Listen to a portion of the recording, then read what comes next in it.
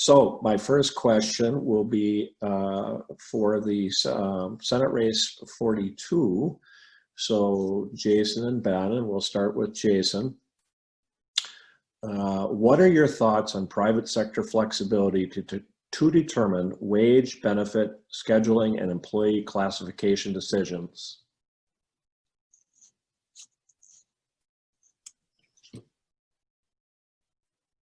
I'm not sure I 100% understand the question. Just what are your thoughts on companies having the flexibility to determine wage? What you've happened in the last year or two is there's been an idea to set a minimum wage in Minneapolis and St. Paul, and so it's this idea of flexibility for businesses to determine that. I would imagine that normally that is the case, that the business is setting its wage. When it comes to a minimum wage, I've been much more engaged and supportive of local control in that way. And each area can decide that. I would want to see, businesses setting competitive wages and living wages for people, so that finding employees would be a problem. So when it comes to, if this is a clever way of asking, do I support the city's ability to make minimum wage standards? Yes, I do. Okay. Ben?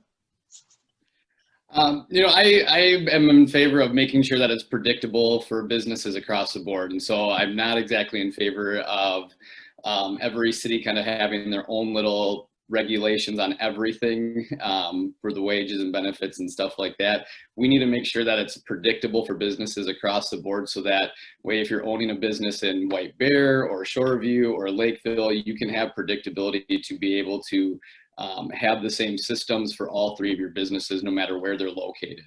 If we're not able to do that, then it's an increased cost of business, and it's an increased cost that's going on that's not allowing them to actually continue to put back into their workers and into their businesses to keep expanding. And so while I am in favor of absolutely in local control, there is once again a balance for everything. And so we need to make sure that it is predictable for businesses in order to be able to run theirs. So thank you.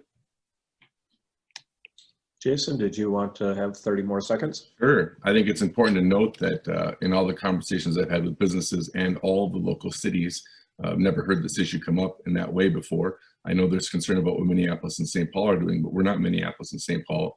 And I think that I trust our businesses are doing a wonderful job and will advocate for themselves within the city as well. So I think supporting business is important, and making sure that we're paying a living wage is important. And I think that's something we do very well up here in District 42. Ben?